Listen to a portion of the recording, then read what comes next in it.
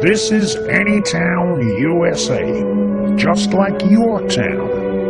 Here we see everyone going about their normal business. There's the Rockwell family and young Jane Rockwell. And there's Mr. Rockwell. Like many Americans, Mr. Rockwell has a secret. He's a member of a secret society who perform rituals in secret every week.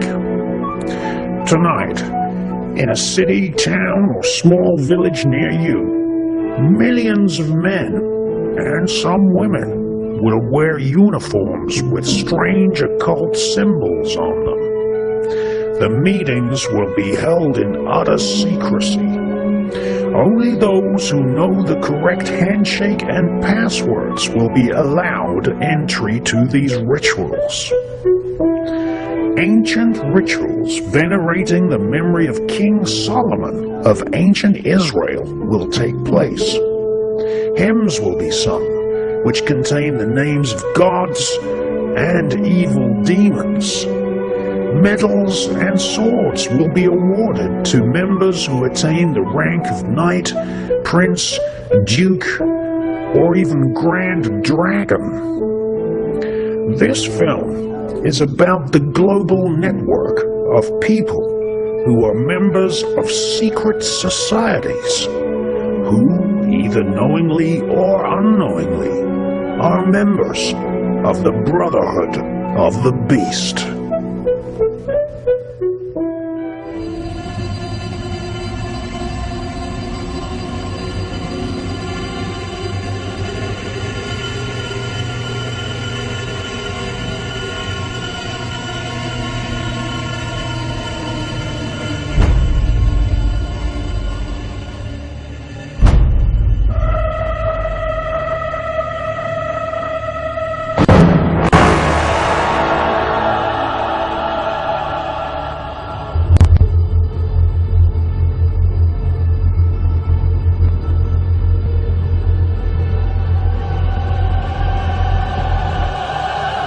Let it begin.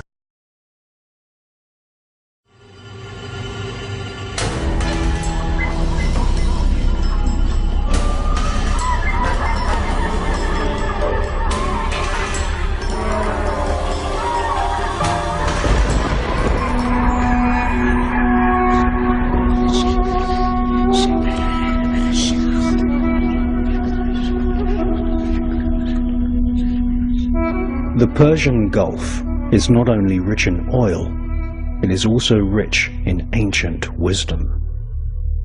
Long before Muhammad and the birth of Islam, Palestine, Lebanon, Syria, Iran, and also Iraq were the home to thousands of mystery schools.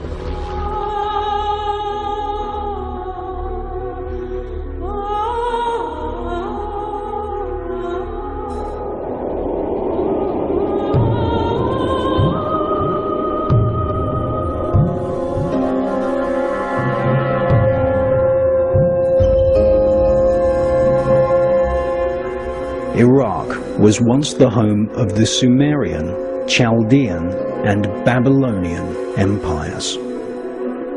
Anthropologists describe the early belief systems of Persia and Siberia as shamanism. Shamanism is the common root to all the world's greatest religions and cults.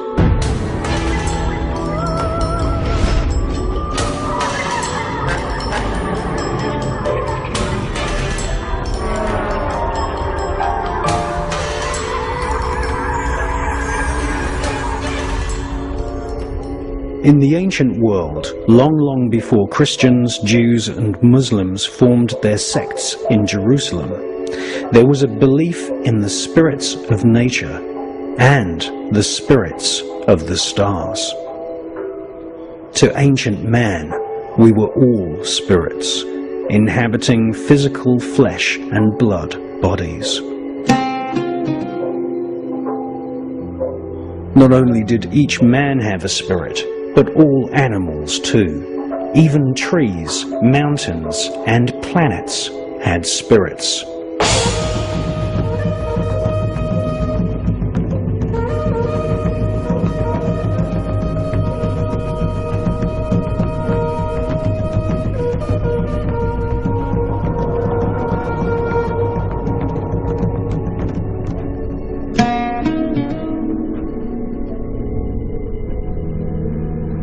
In order to see these spirits in the mind's eye, mystics the world over began experimenting with various hallucinogenic plants, roots, mushrooms, vines, and flowers. Ancient peoples believed that these hallucinogenic plants were the key to unlocking a cosmic spiritual world, to be able to see the invisible, to be able to see the astral world.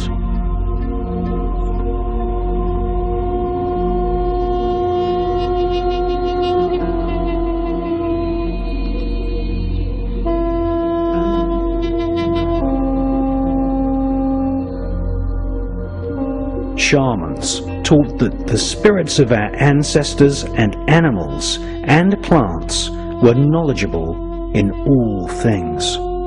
If you were ill and consulted a shaman doctor, it was the doctor who drank the potion, not the patient. The shaman doctor would then summon spirits of ancestors who would psychically look into the body of the patient. In another case, a spirit of a plant may make itself known to the shaman doctor and volunteer to be the cure. Welcome to the strange world of shamanic magic.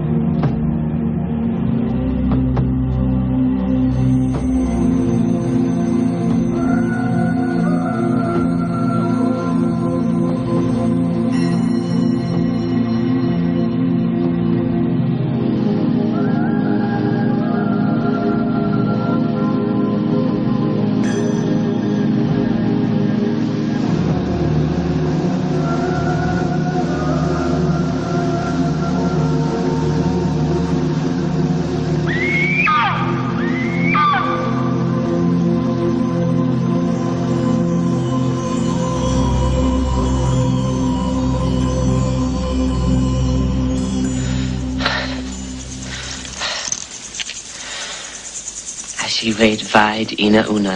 Kopzeg na ta na vavuim. Eish, shine nose kadonas. Na bwe deftan, ma vone vis pepe dam. Eish. Ednes don. Natan kwaya baun wabe. Dead backside ni fish ma bebed. Shande shane. Awidona. Avompo.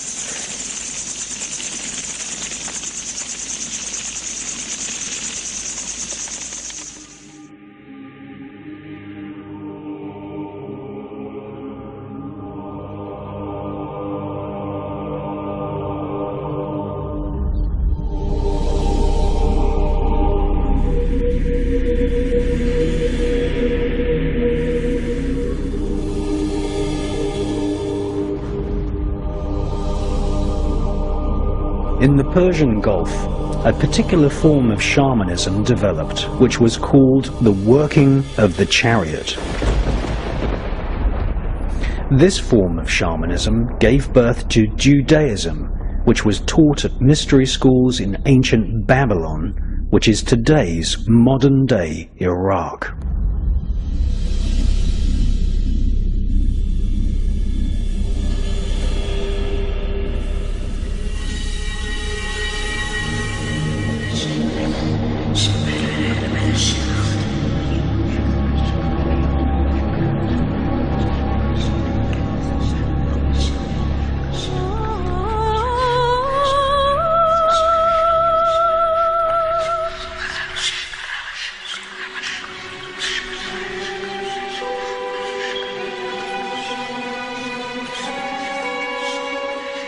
Latin was, and still is, the language of the royal, political, religious elite. Spirits were conjured upon payment to the magician and summoned to give information on enemies and even cause direct harm to individuals or even an entire army. John Dee, along with other magicians and Kabbalists such as Abraham the Jew, were employed by the royal elite right across Europe. Their roles in the secret history of the royal political elite predated the present trend of employing remote viewers and clairvoyants in the CIA and Her Majesty's intelligence services. It is widely known to everyone from the CIA to the Romany fortune tellers in seaside towns across Britain that spirits know all things past, present, and future.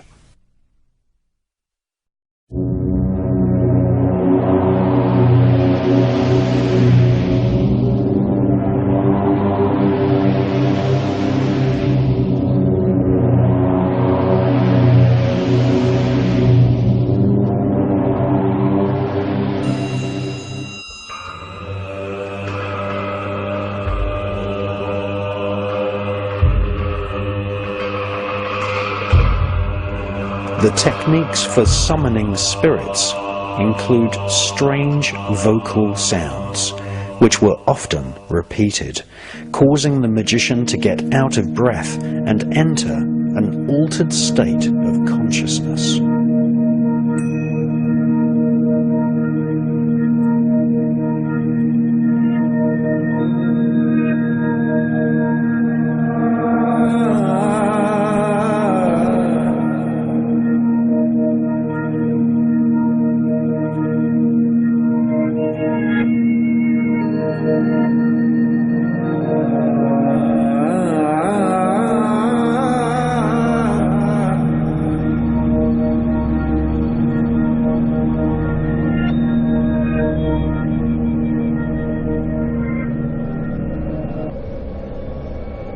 The most famous magical text for summoning demons is called the Goetia, which instructs the magician to make howling sounds whilst calling out the names of the demons in the hierarchy of hell.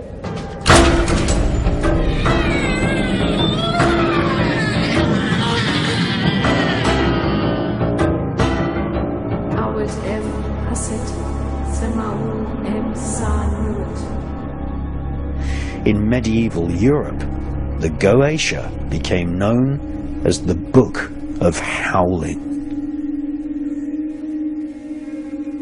Sound is one of the most important elements in magical spells. To this day, modern science cannot explain the fact that certain melodies, harmonies, and pieces of music can excite the emotions of a person. Spirits are likewise emotionally excited with certain sounds and tend to gather into a temple or house wherever particular sounds are heard. Sound can be used to increase emotions, and at Waco, Texas, and Guantanamo Bay in Cuba, sound and music have been used as a torture weapon.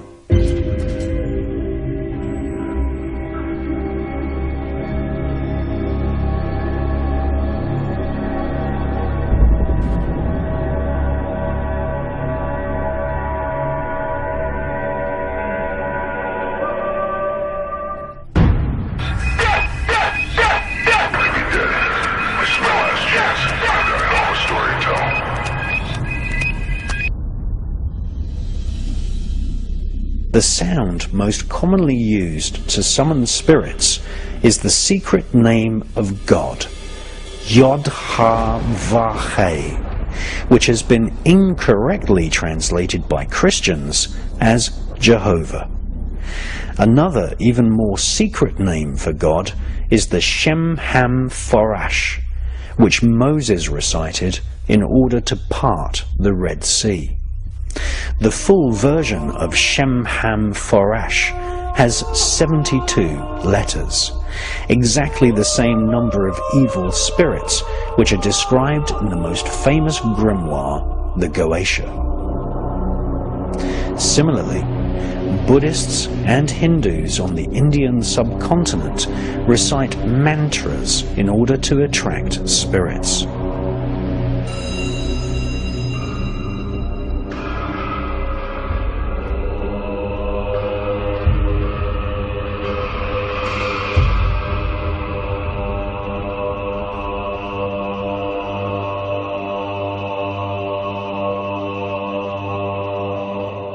The most famous sacred sound in the Himalayas is Om, considered to be the ultimate mystic sound.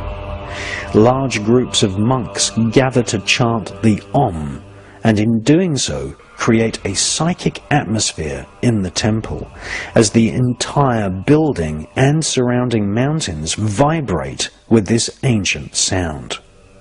In India, there are spiritualists who claim to be able to see the shapes produced by certain sounds in the ether of space.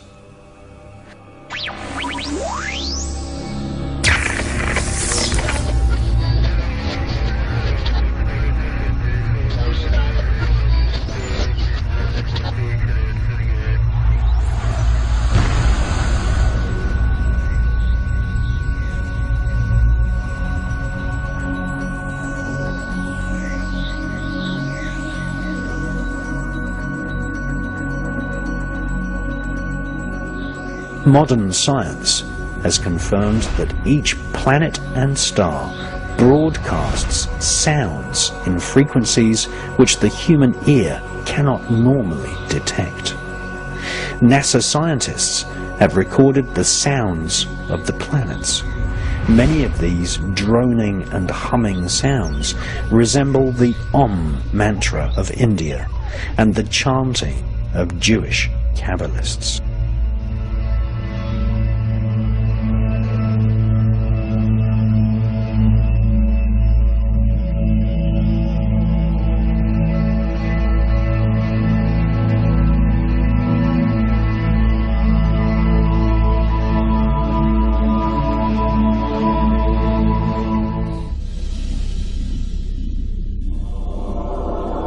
In Alaska and Europe, there are experiments taking place which broadcast microwaves into the atmosphere, which cancel the natural vibrations of the solar system which reach planet Earth. The most famous of these projects is run by British Aerospace in Alaska at the HARP research facility.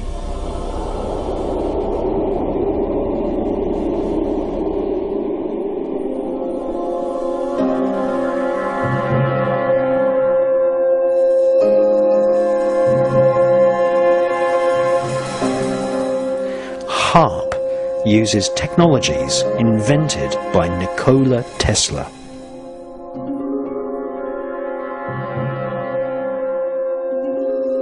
Tesla devised a transmission system which resonated the ether. Some authors claim HARP is blocking the natural vibrations and etheric energy on planet Earth and disconnecting mankind from spiritual awareness. The sounds and words used in magical spells are designed to attract specific spirits. According to British black magician Francis Barrett, who wrote a magical textbook called The Celestial Intelligencer in 1801, just repeating aloud the names of certain angels and demons was enough to make the room fill with spirits.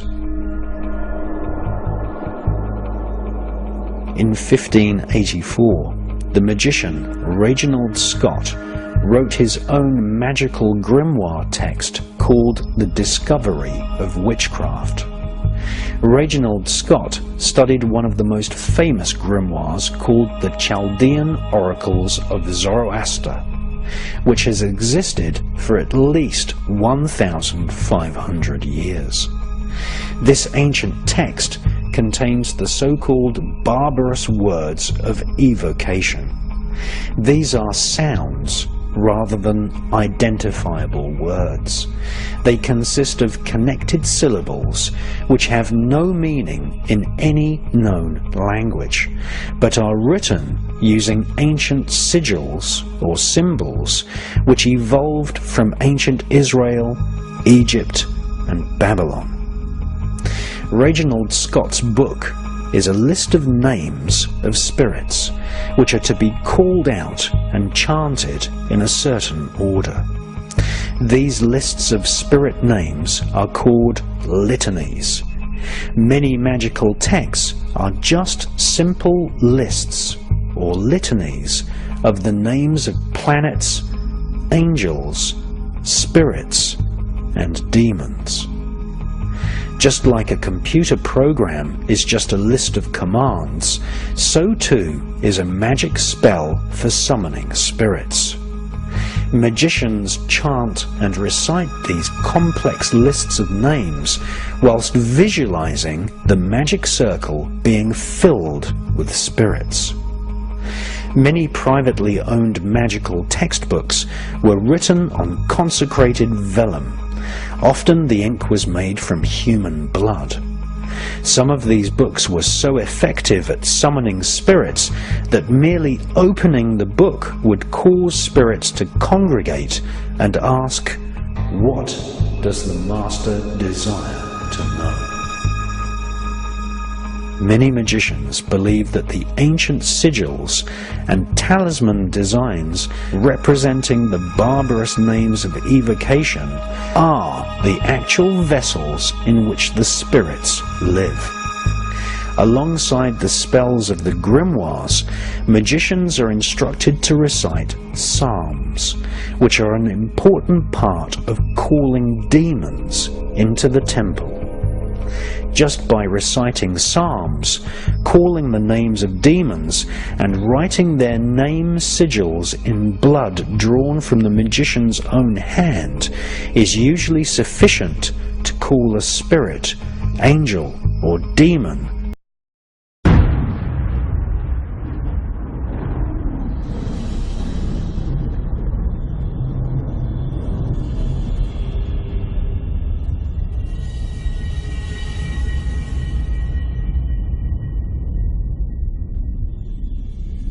In the city of Angers, in northwestern France, there hangs the world's largest tapestry.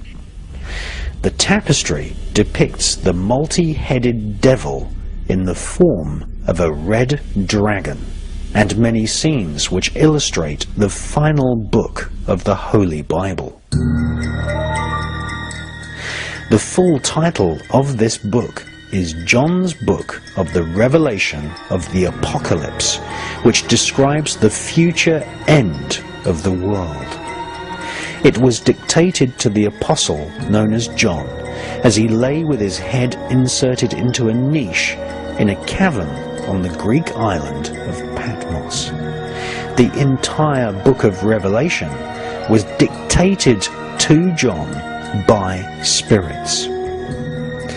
The Angers tapestry hangs in the castle once owned by the Angevin royal dynasty, who controlled thrones in France and Britain. It was in this part of France that many of the grimoires were published. The door to Angers Cathedral features sigils found in the grimoires. Many churches and cathedrals throughout Europe and Britain are actually Kabbalistic magical temples masquerading as churches.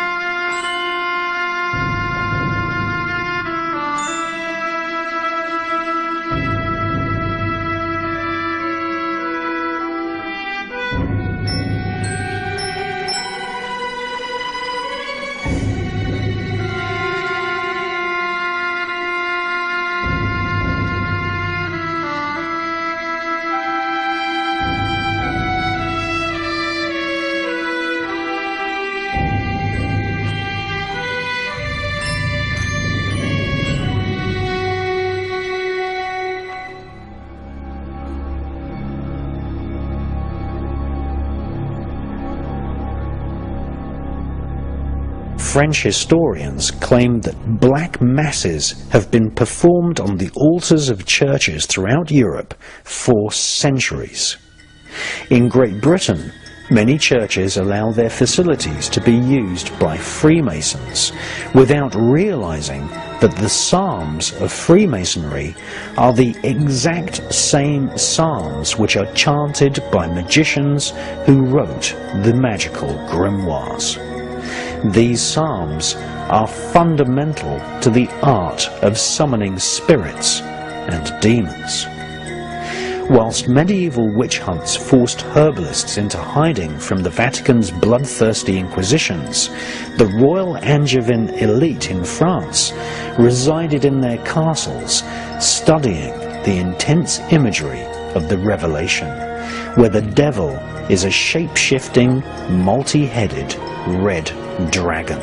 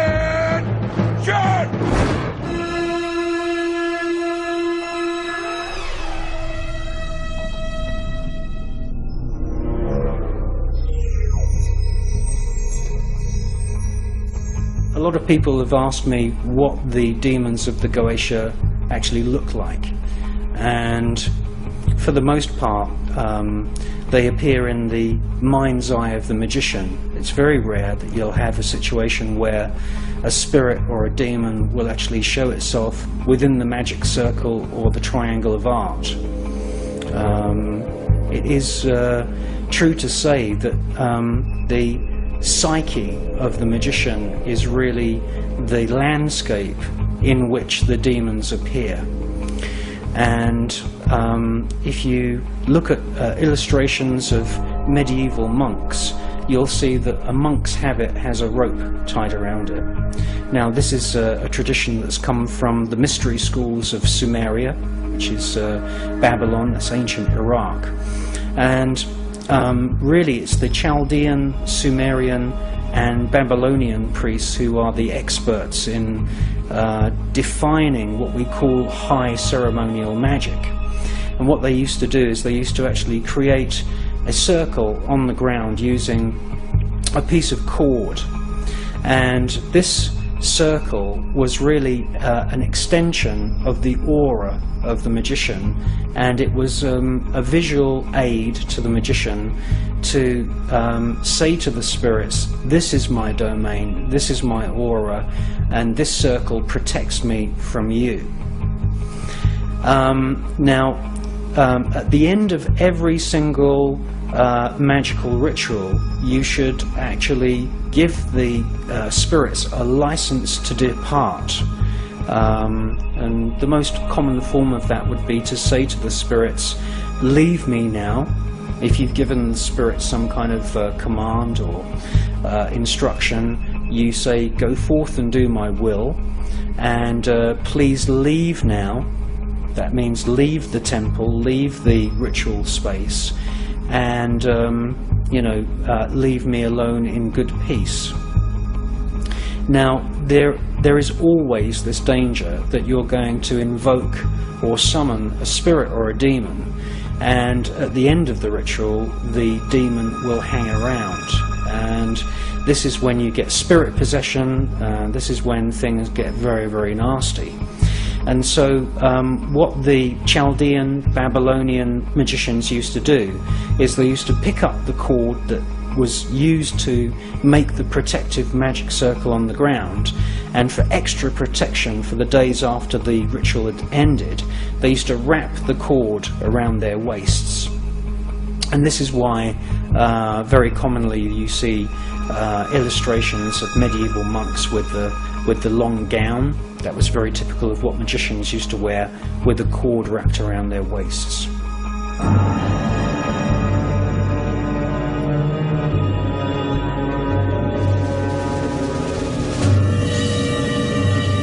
Iraq, for many centuries, was the center of magical tradition in the Persian Gulf.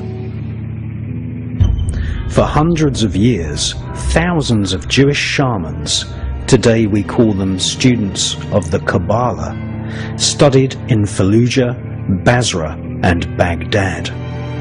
In the 1950s, after the formation of the State of Israel, more than 120,000 Jews emigrated from Iraq.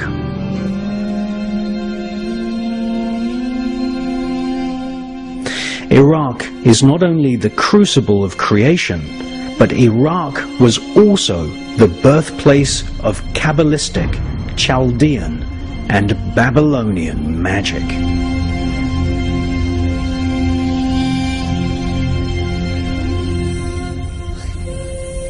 The secret teachings of the mystery schools of Baghdad eventually spread to Egypt, where centuries later the royal pharaohs would use dark mirrors to contact spirits.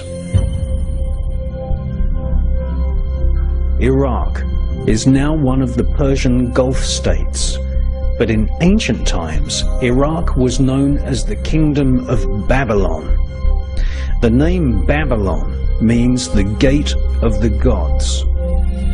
In ancient Baghdad, there once stood giant statues of bulls with human heads.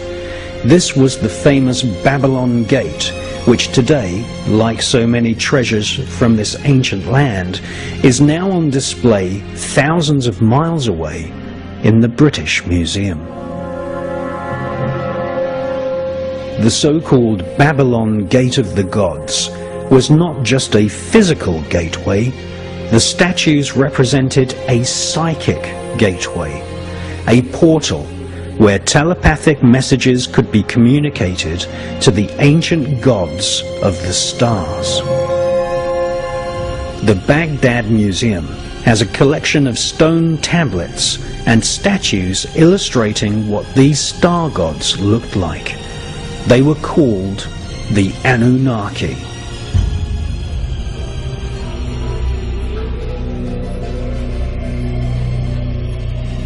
Just recently, thousands of ancient artifacts were looted from the Baghdad Museum, and some of these artifacts, many of them portraying the Anunnaki star gods, have been handed into the authorities, having been dumped on roadsides in the USA.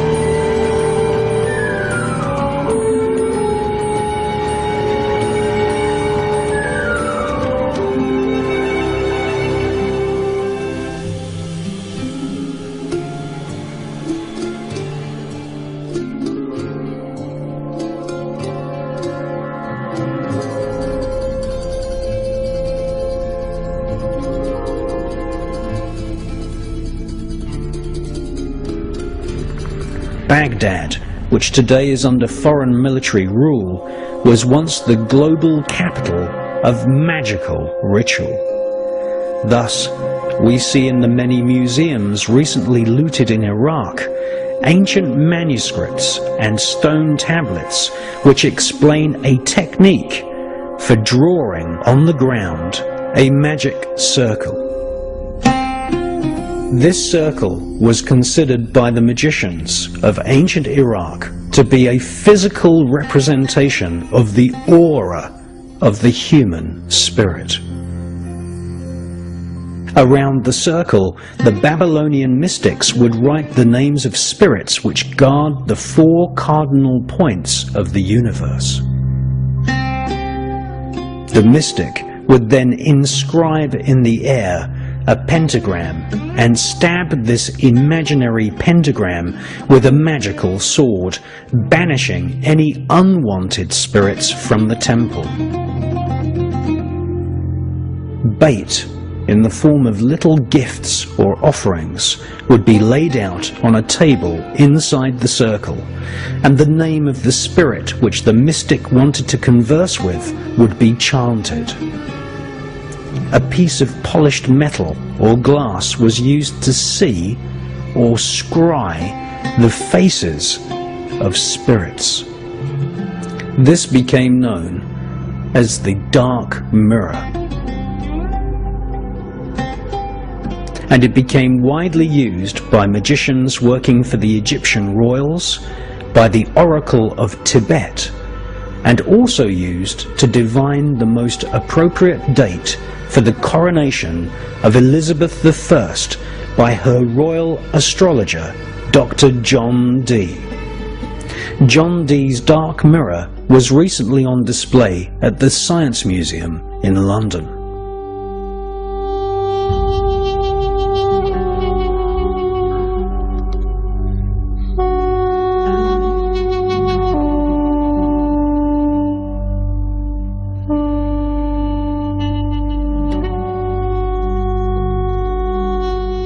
shamanism, paganism, and Druidism from Europe, the Mediterranean and the Persian Gulf states coalesced into a form of occult science.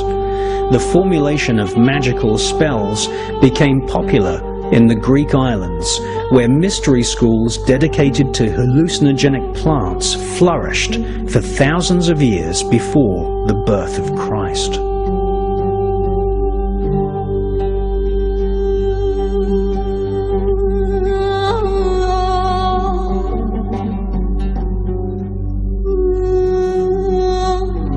Archaeologists have uncovered magical papyri written in Greek which call forth spirits to aid healing, obtaining visions of the spirit world, exorcism, the attainment of beauty and love, and the destruction of enemies. These Greek magical spells influenced magical tradition across the Holy Lands and later influenced magical texts published in medieval Europe. The names of the spirits invoked in these magical ceremonies had to be called out accurately with the correct pronunciation in order to summon the correct spirit. In other words, the magician had to be good at grammar. And these European magical spells became known as grimoires, which is an old French term for grammar. If you invoked the wrong name, then you would end up invoking perhaps an astral corpse or an imposter spirit.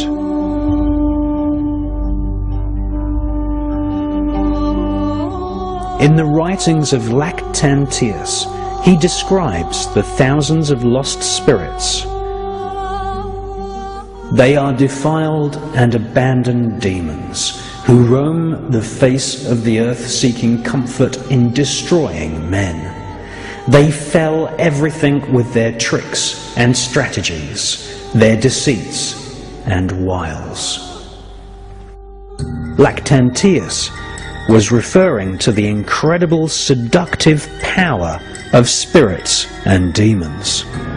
If you perform magical ritual well, choosing a time which is most conducive astrologically and calling the names correctly, then in the mind's eye of the magician, or more alarmingly in physical plain view, perhaps in the reflections of a crystal ball, or forming a face in the smoke of sacred incense, you will eventually be confronted with the presence of a spirit. Listen, my friend, the master devised this pretty little scheme as a way of getting back a horror to the eyes of all men who seek faith using magic. It's not enough, you see, to be a spirit. Today, some of the world's greatest libraries have collections of ancient magical manuscripts. Amongst these collections of manuscripts, there are personal diaries of several medieval magicians. Some of these manuscripts, or grimoires, describe that evil spirits, otherwise known as demons, can often first appear in a very seductive appearance. Perhaps these evil spirits will take on the shape of a small lost child. A demon may also appear as an old person or a beautiful person of either gender. A demon can change its appearance at will, and most demons actually appear as grotesque beings which combine facial and physical aspects of both humans and animals. Sometimes they resemble monsters, with aspects of humans and animals all rolled into one ugly being.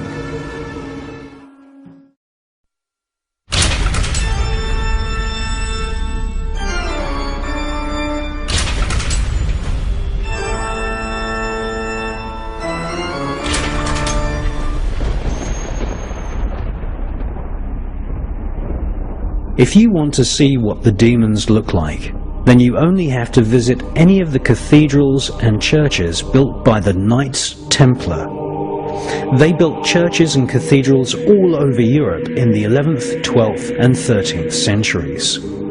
So-called gargoyles are actually representations of the demon spirits described in the ancient book of Howling, otherwise known as the Goetia.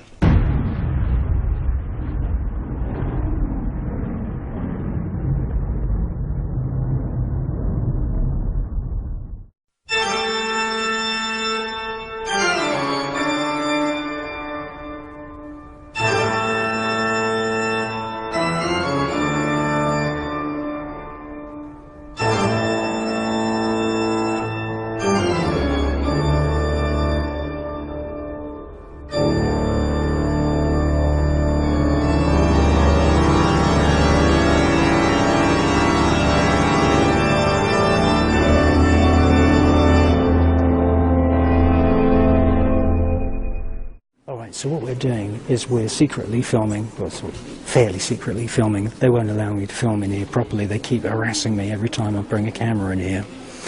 And this is a cathedral in the south of France, in a place called Narbonne.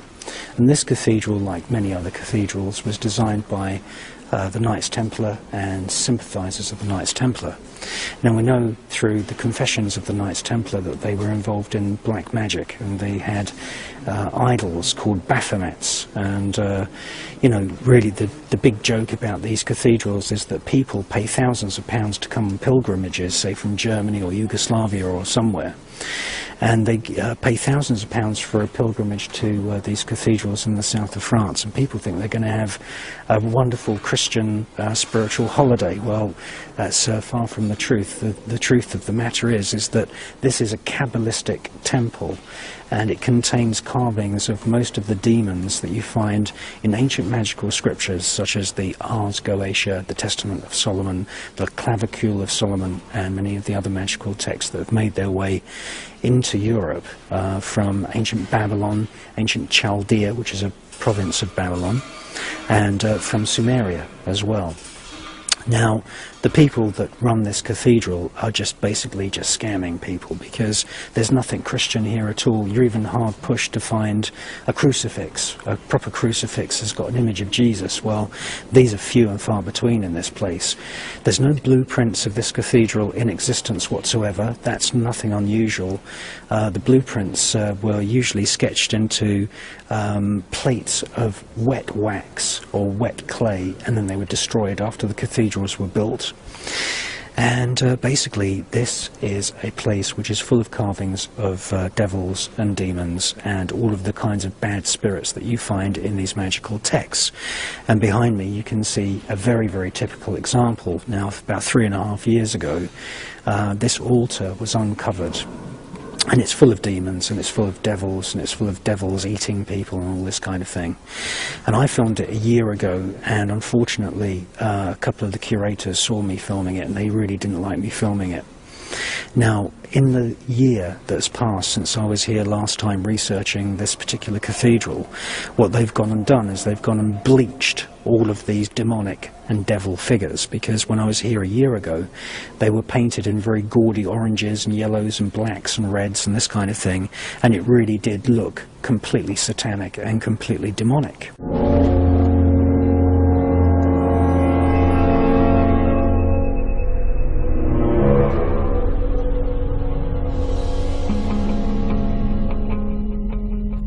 So what they've done in the last year is they've gone and bleached all of that paint off to try and make it sort of blend in with the rest of the cathedral. The story is that, you know, nobody knew that this altar, I call it an altar of the Black Mass, the story is that nobody knew that this altar even existed, and they were doing a bit of renovation work here, and 3.5 years ago, oh hey presto, oh we've all of a sudden found this altar which is full of demons and devils and this kind of thing. Well, the truth of the matter is this, is that many people who claim to be cardinals and priests and members of the Catholic Church church are actually involved in black magic, and there is such a thing as a black mass. Now the black mass is exactly the same as the Catholic mass, except everything is reversed, and instead of praising Jesus and God, they praise Satan and Lucifer. And I believe that what we've got here is we've got a typical example of one of these cathedrals that was funded and built by black magicians such as the Templars, and we've got an altar here which is where black masses would have taken place, and you see humans being eaten by demons and this kind of thing. Now we're going to have a little tour as far as we can with the curators keeping an eye on us, and I'm going to show you some of the demons which you find in typical magical texts such as the Testament of Solomon, the Clavicule of Solomon and the Ars Goetia, and you can actually find all of those demons and devils in this cathedral. Now before we go on the tour, I'm just going to show you some of the features of this actual altar, and the thing to bear in mind is that this would have been used, this altar with the statues of the demons and the devil would have been used as some kind of visual aid to a satanic priest who would have explained to people, this is what the devil looks like, these are the demons, and probably given their names. Now for the Christian congregations, who were basically illiterate peasants who would have come here, they would have probably explained away the existence of this altar by saying, this is what's going to happen to you if you don't give money to the church, you're going to go to hell and all this kind of thing. Or the other possibility is that nobody even knew that this altar to the Black Mass existed, and they may have even kept it covered up.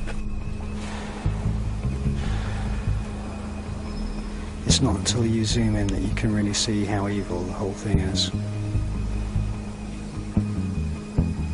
There's all kinds of winged demons, griffins, devils. If there's any humans depicted, then they're usually depicted as being boiled or eaten, or having their limbs crushed and broken. What about these figures up here? Are they saints or are they? Well, they're meant to be, but it's just basically a cover story for having this evil altar. You see griffins there, all kinds of weird things. And then, at the centre of this entire horrible altar, you've got this mouth of a monster with another monster inside, and to the left of the monster inside the mouth there's a cauldron full of people being boiled and other people, and there's people being hung as well. You may, ask yourself, what's this actually doing in a church? It's so evil. It's like a kind of medieval version of a Hammer House of Horror movie. There's a cartload of people that are going to be probably eaten or killed in some horrible fashion. And it's important to remember that the Knights Templar were very, very much involved in the design of these kinds of cathedrals, and it's no wonder that guilds of Freemasons were formed, and they secretly worked on these buildings and then destroyed all of the blueprints.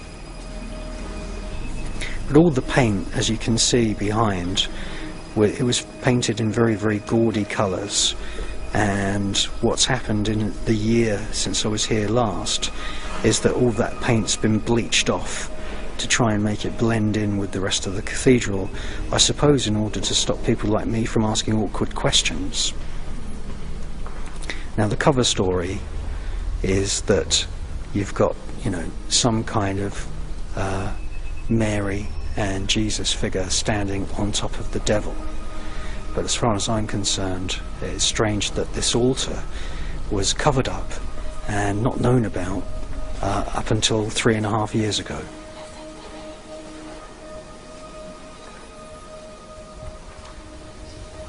All this says, there's no information about why there's devils here and this kind of thing. It just says that every Saturday you can come and sit in front of these demonic figures and these demonic statues, and you can make cross signs over your forehead and your chest, and you can think that you're sitting inside a Christian church. Well, nothing could be further from the truth. Why, out of all of these individual chapels in this gigantic cathedral, have they chosen this particular demonic kind of altar to have all of the Christian ceremonies? And the interesting thing is that right behind, and I'll just go over there, is that we have some very, very interesting skull and crossbones iconography.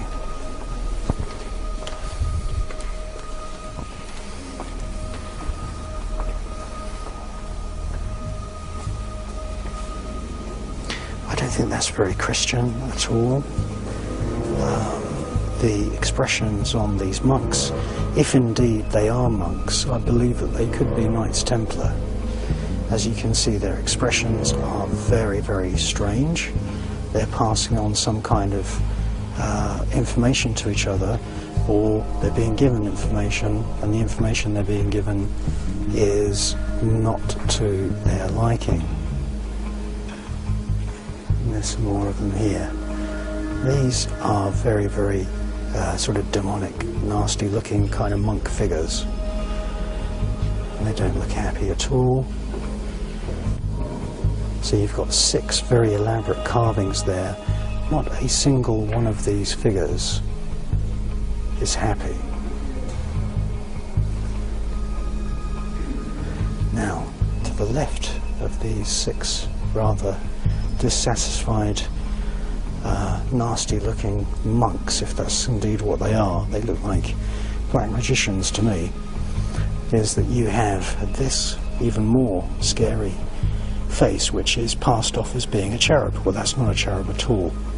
In the Ars Goetia, that's known as Volvac or Volak, and it's a demon spirit that appears as a child who usually rides on the back of a winged serpent or a winged griffin or a winged dragon.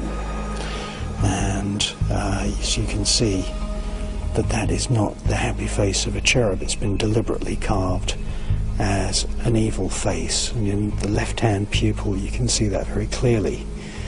And you say, well, where's the dragon? If that's meant to be Volak or Volvac from the Goetia, where's the dragon? Well, the dragon is right here, and there's 2 of them in symmetry. So that does not fit into the idea of an angel or a cherub. It's very, very demonic, and that sits on top of a plaque which has very, very serious and nasty skull and bones iconography. But there's larger griffins and dragons and larger sort of strange composite creatures which resemble the creatures which are described in ancient magical texts elsewhere in this cathedral. So let's take a look at them.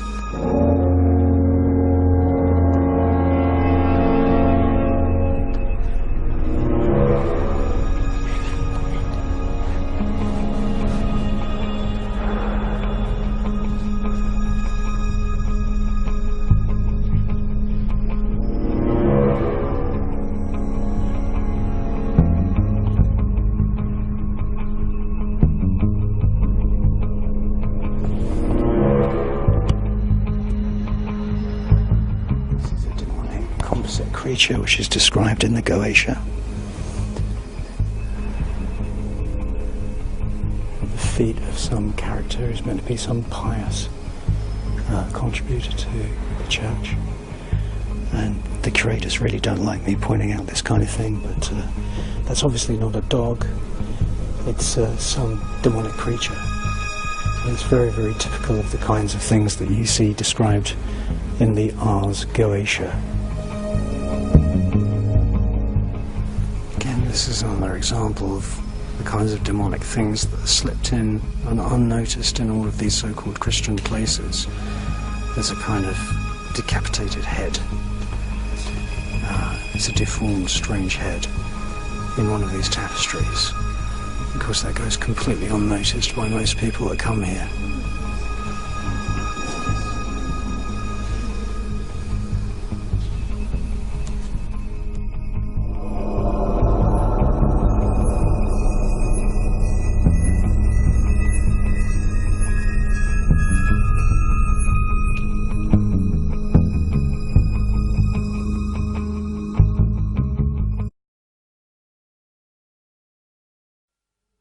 Ladies and gentlemen, the very word secrecy is repugnant in a free and open society, and we are, as a people, inherently and historically opposed to secret societies, to secret oaths, and to secret proceedings.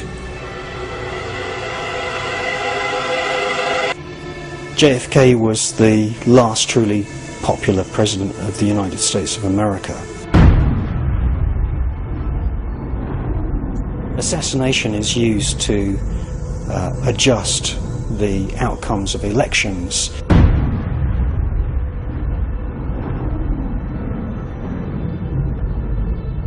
Lee Harvey Oswald is innocent. Lee Harvey Oswald deserves to be pardoned posthumously, and the reason for that is because there are photographs of Lee Harvey Oswald standing in the crowd watching JFK's cavalcade go by.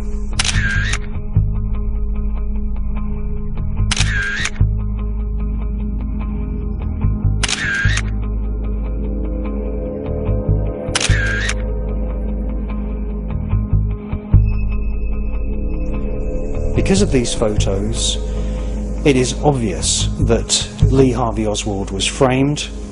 There's no way that he could have been in the book depository, and Lee Harvey Oswald was a stand-byer. He was just in the crowd, and he watched the motorcade go by, so there's no way that he could have actually played any part whatsoever in the actual firing of the shots that killed JFK. As President Kennedy's motorcade left the center of Dallas, where President Kennedy was shot today from an ambush. We see Jackie Kennedy leap to the back of the car, and what she's doing is she's trying to collect and save parts of her husband's brain.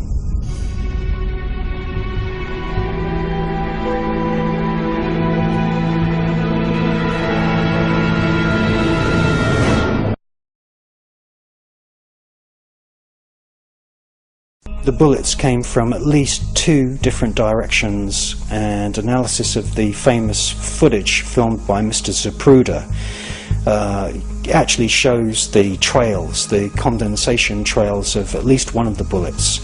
And the bullets came in from 2 different angles, which means that there must have been a minimum of 2 assassins.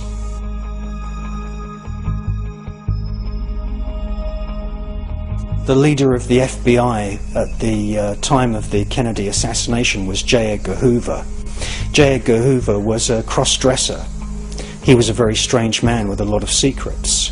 J. Edgar Hoover was in charge of the FBI, and when you join the FBI, one of the first lessons that you learn when you investigate a crime is to ask, who benefits from that crime?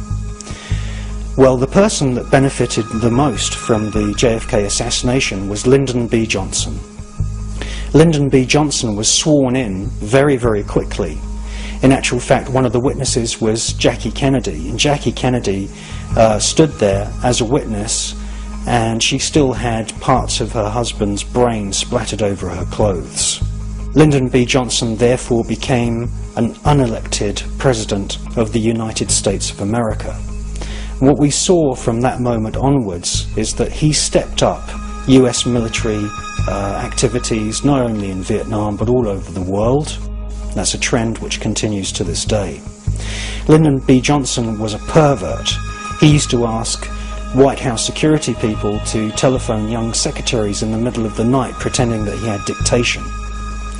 Now we know this because there was a tape recorder installed in one of the drawers inside the presidential desk at the Oval Office, and I've got those tapes, and you can hear Lyndon B. Johnson doing most of his presidential duties on the telephone. The reason that he preferred the telephone is because he didn't want anything written down.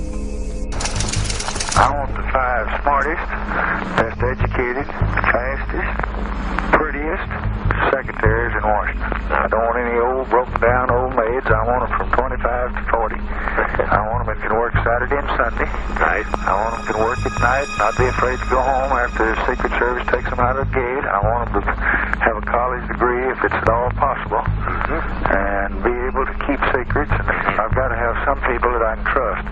Oh, Where are you? I'm at home. Who's this? This is the president. Oh. What are you doing? Oh, I think someone's playing with me. No, you know, I won't talk to you about our work, honey. Where are you at home? Oh, yes, I am. Are you busy? No, I'm not. Can you come down here immediately? Oh, I'll be glad to. Come down. I've got Jack Valenti here, and we want to talk to you about a little reassignment. Raj was speaking. This is Jack Valenti speaking. Yes, sir. Would you send a car to pick up Miss Whittington? Miss Whittington? Yes. Yes, sir. Thank you very much. All right.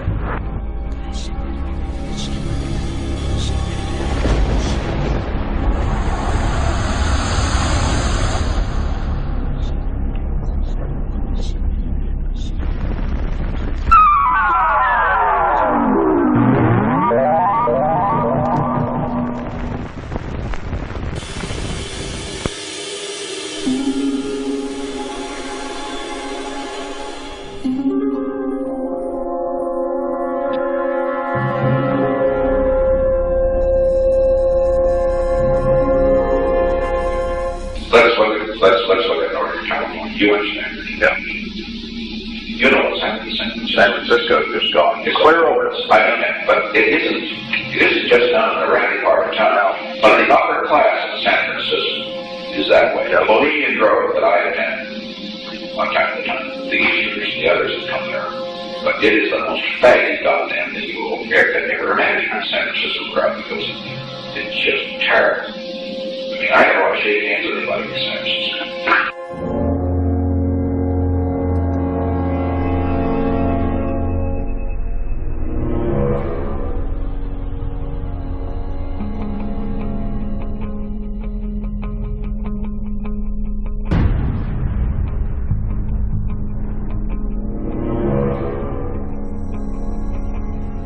Now, lots of people have seen documentaries made by a Christian chap in America called Alex Jones, and Alex has been quite courageous, and he's just literally walked into this place in Northern California.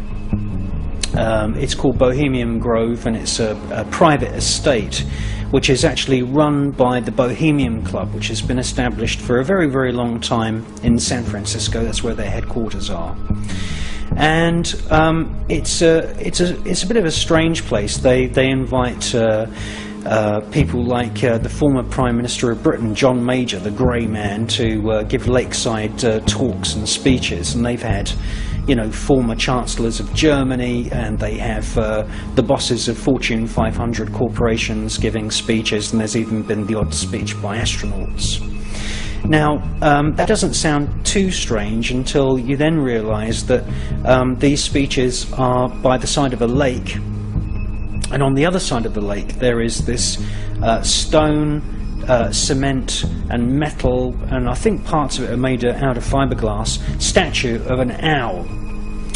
Now, the owl has been used as a symbol in the past by, say for example, the Bavarian Illuminati, and it's also been used by other covens and other sort of esoteric and occult groups throughout history. And when you joined the Bavarian Illuminati, you were actually put into a school with other people that had just joined, and the pupils, the new adepts, the novices, they were called Minervals, and the Bavarian Illuminati actually divided their new members into churches, and they were called the Churches of the Minervals.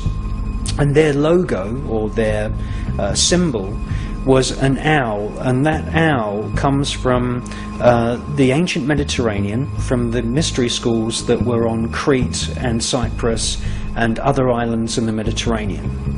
And they also used the owl symbol, and the owl has become known as the Owl of Minerva. And in actual fact, there's an entire area in the south of France, bordering the Mediterranean Sea, where there are many, many castles built by Gnostic sects like the Cathars. They were basically running their own form of a kind of Gnostic church or an occult church, and this entire area of France is called the Minervois. And the owl, which we see on the other side of the lake from where these lectures are given at Bohemian Grove, is the owl of Minerva.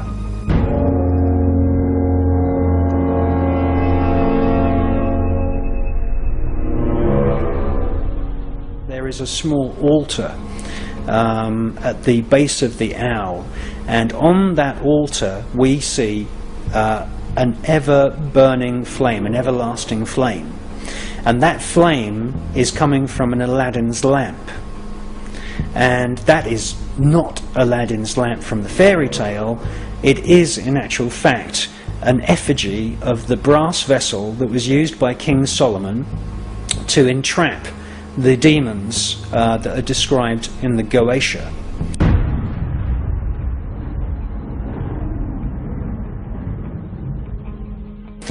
Now, where else do we see a cult using this Aladdin's lamp? Well, we see it at Yale University. We see it inside the headquarters of the Skull and Bones. And the Skull and Bones is a fraternity. It's a sort of pseudo-Germanic offshoot of the Bavarian Illuminati that was set up in the 1800s. And there was a break-in by a sort of fake fraternity that was set up called the Order of the File and Claw. That's a file and a crowbar. And they set up their fake fraternity just literally to break into the headquarters of the Skull and Bones. And this has happened twice, and there are actually photographs of people from the File and Claw, and in more recent times another group that actually managed to break their way through a window and get inside the headquarters of the Skull and Bones. And there again we find that the Skull and Bones also have a everlasting flame in the form of the classic Aladdin's lamp.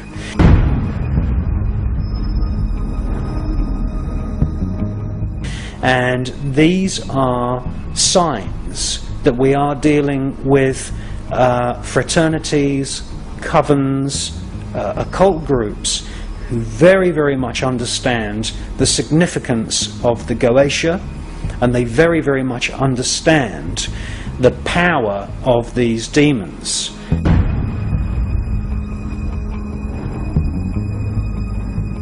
And the fact that you've got the Aladdin's lamp being used by Skull and Bones and the Aladdin's lamp being used by the Bohemian Club at Bohemian Grove shows that there is a demonic aspect to what these groups are interested in. Yes, they have interesting speeches by politicians which are, for the most part, fairly innocuous, anemic, and don't really harm anyone, but I can tell you now that there is a darker aspect, higher secrets within these groups, and they are linked to the ancient legends of King Solomon and the Goetia.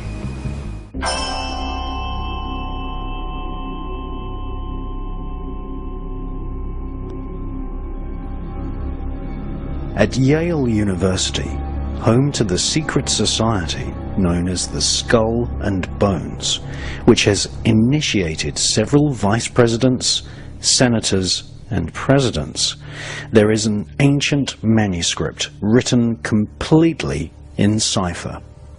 This manuscript has never been publicly translated. It was acquired by Yale from a book trader called Wilfred Voynich, and has become known as the Voynich manuscript.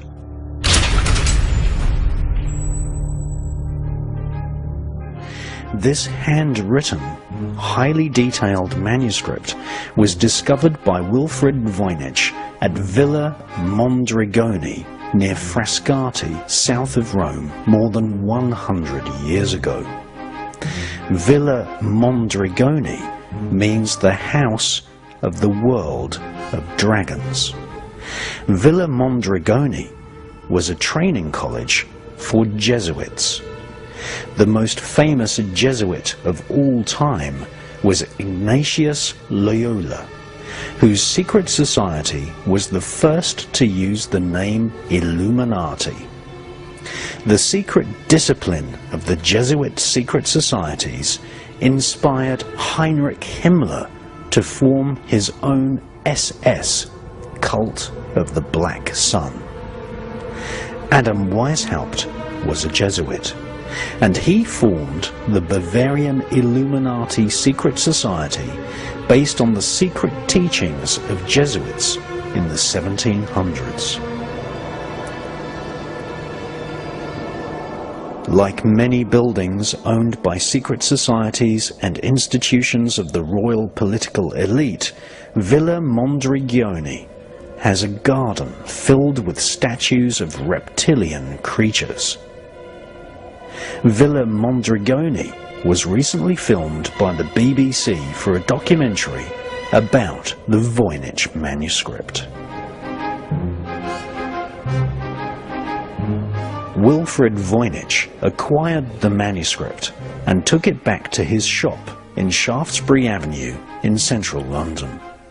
He placed a price tag of $165,000 on the manuscript, which was full of diagrams of herbs, flowers, and vines. It is patently clear to anyone who has studied magic that the Voynich manuscript is actually a book of magical spells, incantations, magical astrology, cosmology, and herbology. Many drawings in the Voynich manuscript feature hallucinogenic plants, such as the blue lily of the Nile, which has been confirmed by Professor Andrew Sherratt of Sheffield University as containing hallucinogenic alkaloids which create a feeling similar to modern-day ecstasy or MDMA.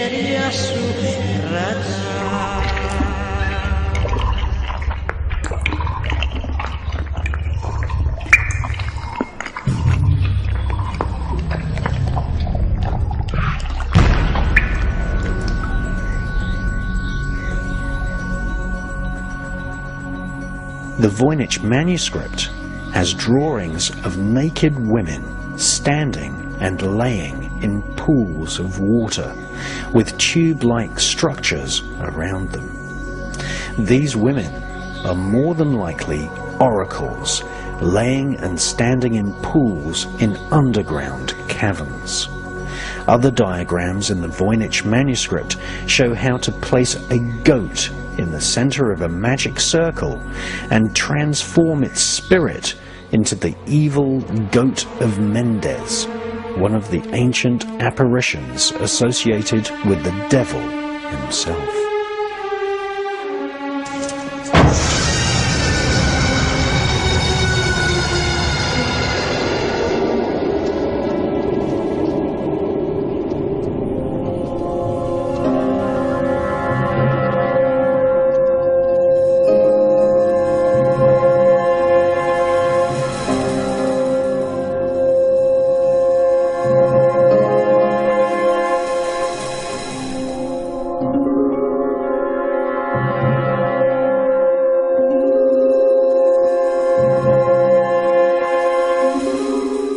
The Voynich manuscript is a magical textbook with drawings of hallucinogenic plants and tube or trumpet-shaped apparatus.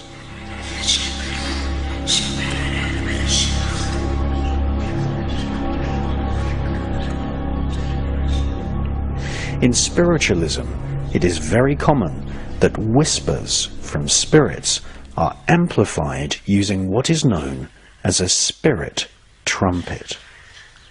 At various underground oracle temples, crowds would sit around openings carved into the rock and listen to the amplified whispers of the oracle sitting deep within the temple.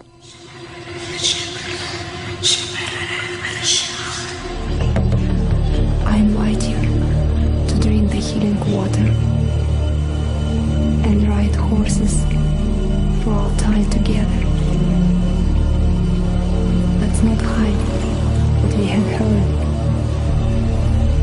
and let's keep what we have found.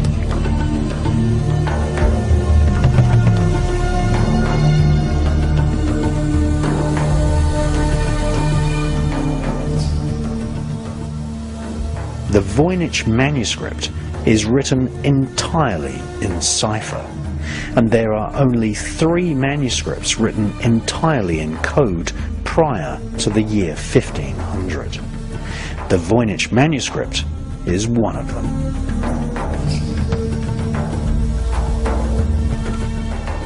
Many words in the manuscript repeat, and this is a sure sign that the manuscript contains spells, as magical incantations often repeat the same word many times.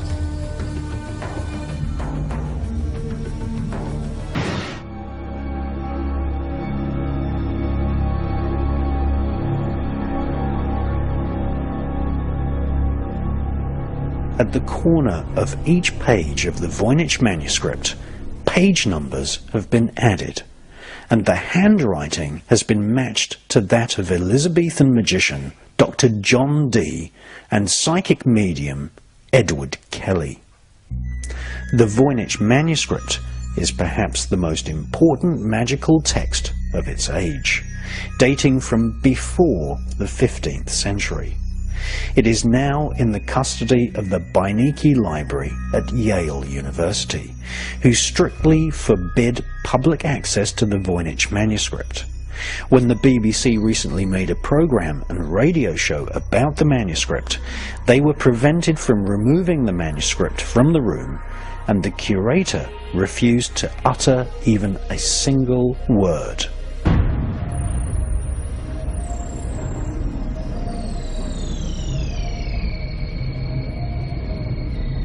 Clearly, the Voynich manuscript is a magical grimoire, part of a corpus of magical works which were codenamed the Holy Grail in the 12th and 13th centuries. According to a letter found inside the Voynich manuscript, it had previously been owned by Emperor Rudolf in Prague, who had employed Dr. John Dee and Edward Kelly to conjure spirits for the royal political elite. The British Library, the Louvre in Paris, and even the Royal Collection of the British royal family all have similar grimoire texts in their vaults. Most of the original grimoire texts, almost without exception, were written in Arabic and Hebrew.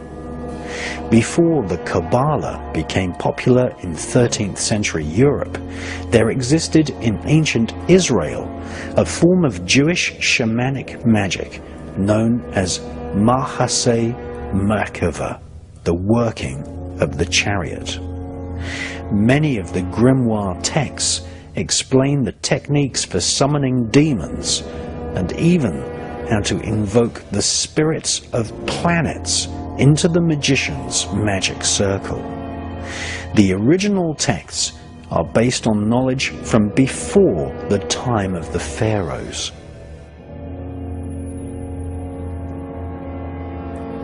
The Catholic Church formed the Inquisitions in order to control the distribution of this occult knowledge. In Umberto Eco's book, The Name of the Rose, he tells of how medieval monks poisoned each other in order to keep certain ancient texts secret.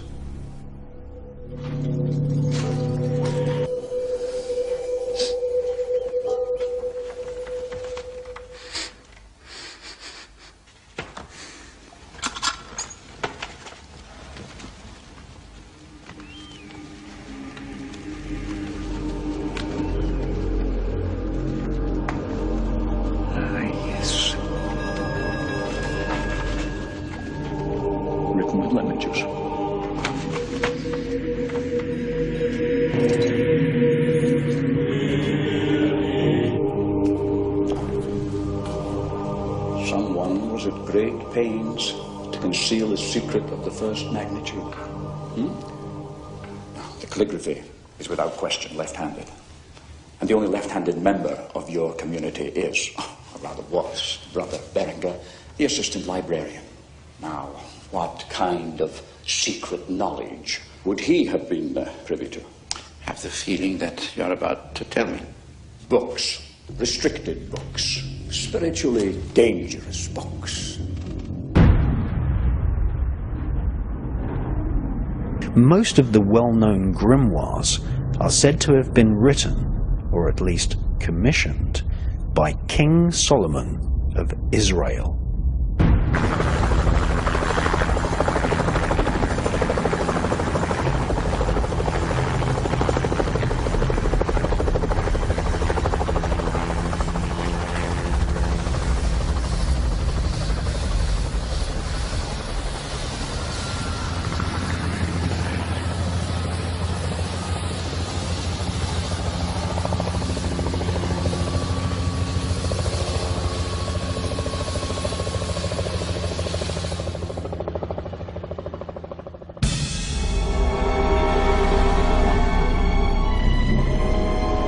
Under Jewish law, it is forbidden for anyone under the age of 40 years to study the Kabbalah. However, during the medieval era, a rabbi teaching Kabbalistic studies in Narbonne in the south of France introduced the grimoires to a French aristocrat called Hugh de Champagne. And previously, secret Hebrew books of magic were translated into Latin and passed into the hands of non-Jews for the first time. Hugh de Champagne began demonstrating how to contact demons for European aristocrats.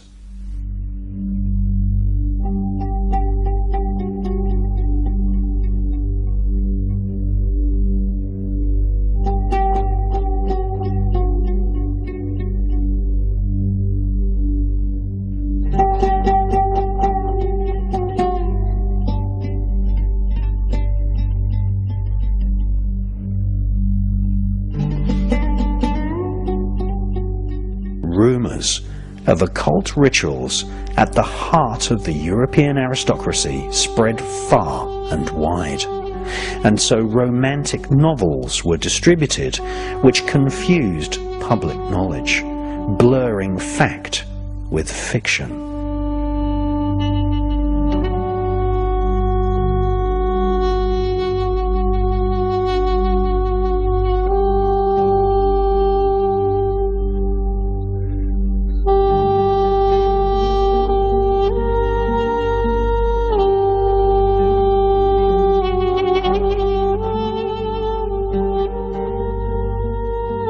These fictional accounts became known as Grail romances, and the grimoire texts were codenamed the Holy Grail.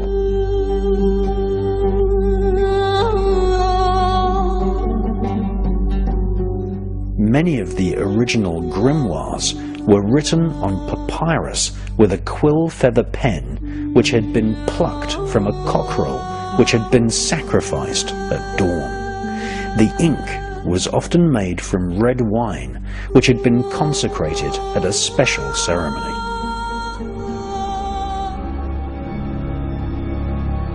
The sheets of papyrus eventually made their way into the modern world, being traded by magi from the Holy Lands who traded hallucinogenic mushrooms in the Adriatic.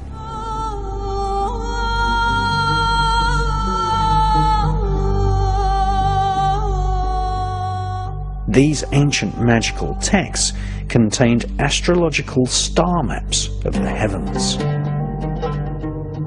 described the characteristics of the stars and planets, and contained exact instructions on how to summon a spirit, angel,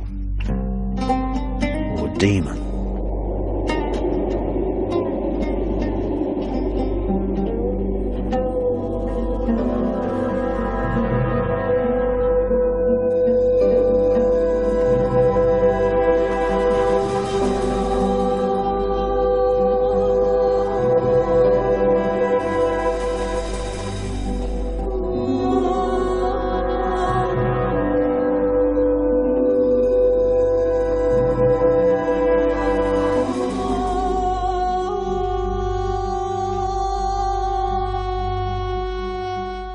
These spirits could be seen in the reflections of a crystal ball.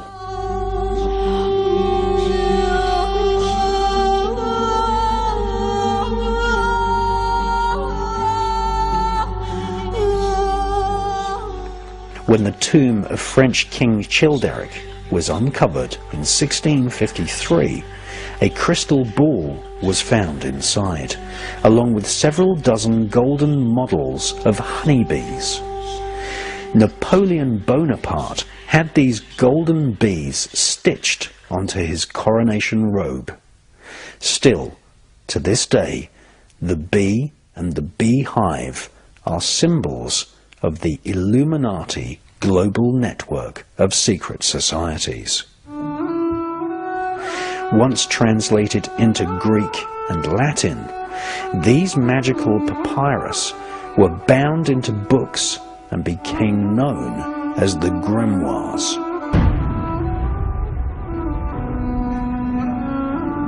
The translators of these magical instructions for summoning spirits were often priests, bishops, and even popes working at the Vatican Library.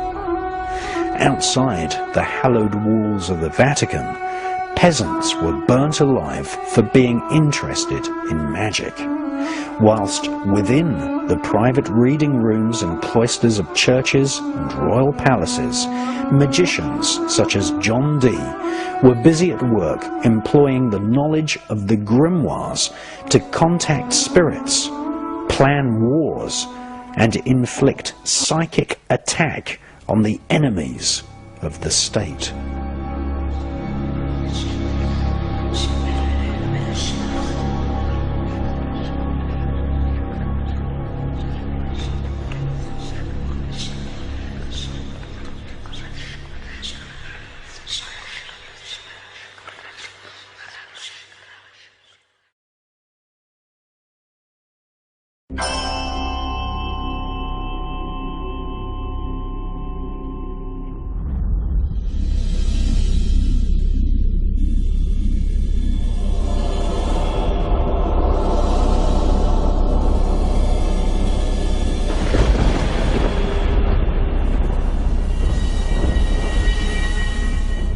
In the 1700s, the century which saw the birth of Adam Weishaupt's Illuminati secret society flourished throughout Europe, a new grimoire was published.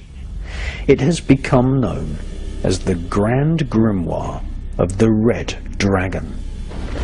Just as we see in the tapestry of Angers, the Red Dragon is a symbolic representation of the spirit of the devil.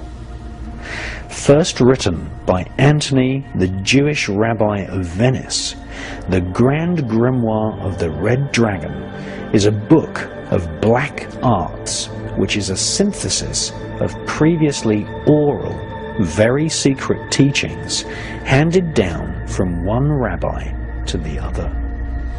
The Red Dragon Grimoire is almost exclusively dedicated to instructing rabbis on how to invoke demonic forces.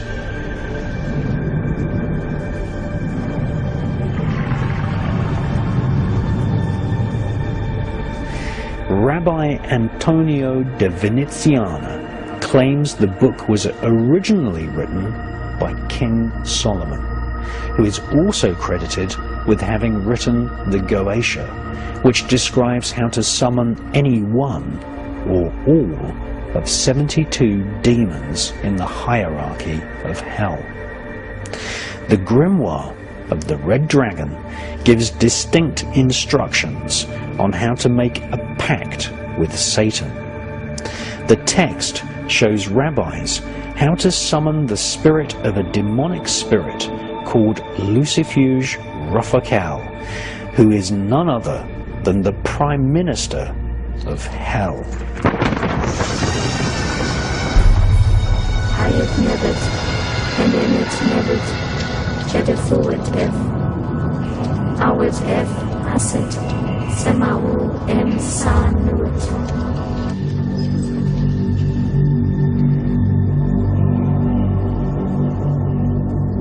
Many authors believe that the pact with the Prime Minister of Hell was originally devised in texts written or commissioned by King Solomon, and it was, up until the making of this film, one of the closest guarded secrets of the Hebrew Kabbalists. During the 1700s, the Grimoire of the Red Dragon was avidly read by the elite of Europe and the Americas.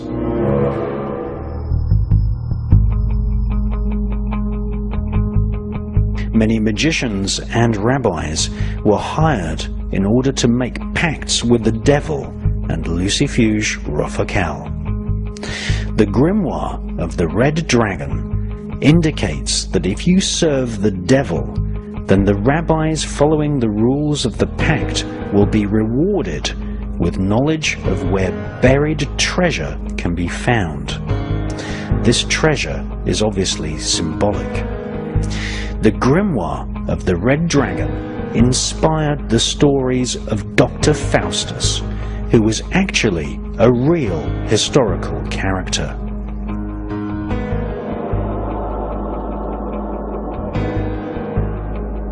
Dr. Faustus was a paedophile magician who used children in black magic sex rituals. Dr. Faustus had patrons amongst the royalty and nobility of Europe.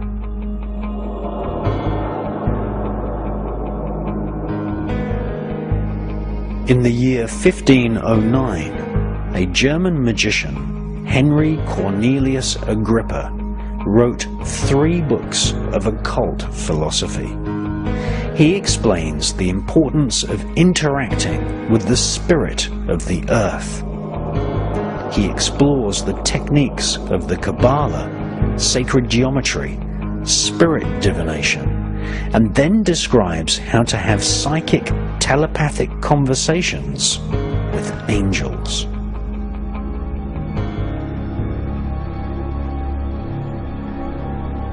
Through the publication of his 3 books of occult philosophy, Henry Cornelius Agrippa became a favored magician at the royal courts of Europe.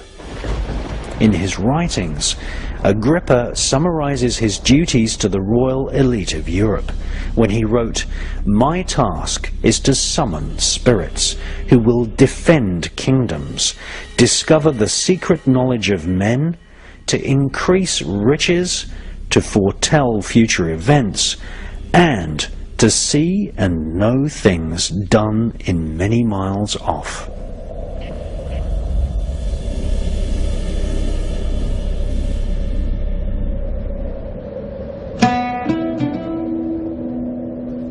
By the 1500s, the magical texts of Arabia and the Kabbalah were in the hands of magicians advising the royal court of England.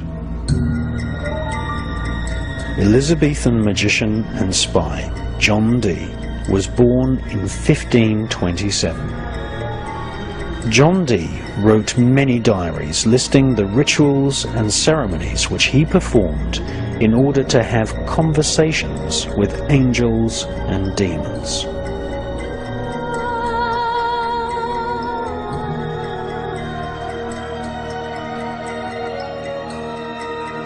John Dee was astrologer royal to Queen Elizabeth I and used the same magical grimoire texts as the Knights Templar.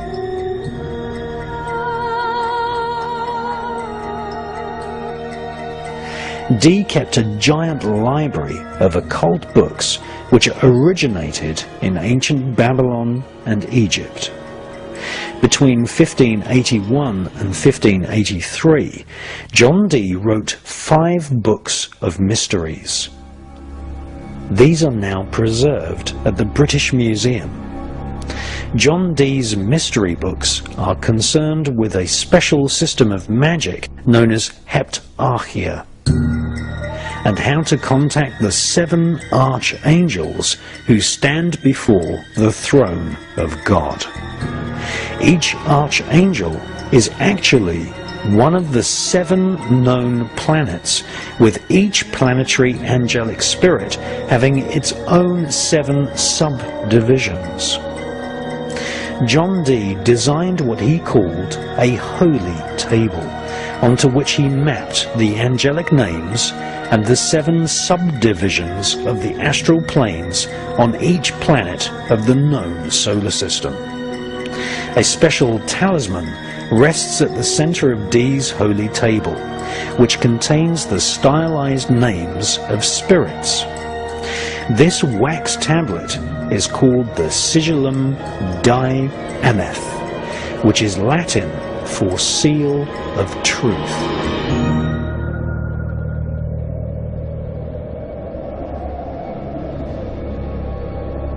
Upon the wax sigil tablet, Dee placed a glass prism or crystal ball so that visions of the angelic planetary spirits could actually be seen. The spirits dictated immense amounts of information to John Dee and his psychic collaborator Edward Kelly. Edward Kelly was a psychic medium, and the two of them engaged in reanimating dead corpses, a form of magic known as necromancy, and they attempted to transmute metals into gold, an ancient magical art called alchemy. 2 entire books of spirit messages were dictated to Dee and Kelly, called the Book of Logeth and the Book of the Speech from God. The spirits spoke in a strange language which John Dee called Enochian. The spirits told Dee the magical sounds and words by which God himself created the universe. Between May the 28th, 1583 and September the 7th, 1607, John Dee and Edward Kelly started to receive very specific information from spirits, which included instructions on how to build a great table of the earth. This occult device was used in conjunction with specific magical sounds known as keys, which summoned spirits to Dee and Kelly. The spirits explained that planet Earth was divided into 48 regions, and each region was governed by a planetary spirit. John Dee informed his employer, Queen Elizabeth I, that any country of the world could be placed under their command simply by invoking the spirit which resided in that particular part of the world.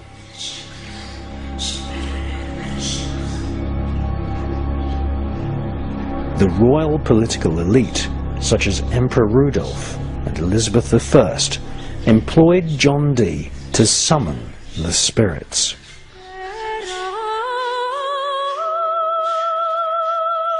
According to John Dee, the spirits summoned using the grimoire texts recommended creating a new world order, where the armies and navy of Great Britain were sent out to conquer the Americas, India, Southeast Asia, and Australasia.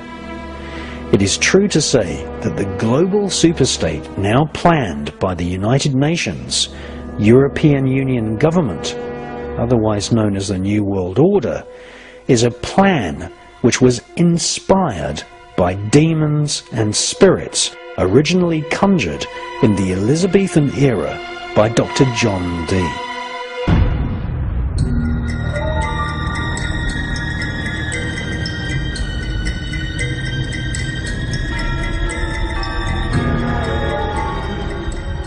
John Dee wrote a manifesto for world domination, which became the single goal of the elite, a plan to enslave the world into a psychic dictatorship and to create a single one-world government ruled from Britain using magic.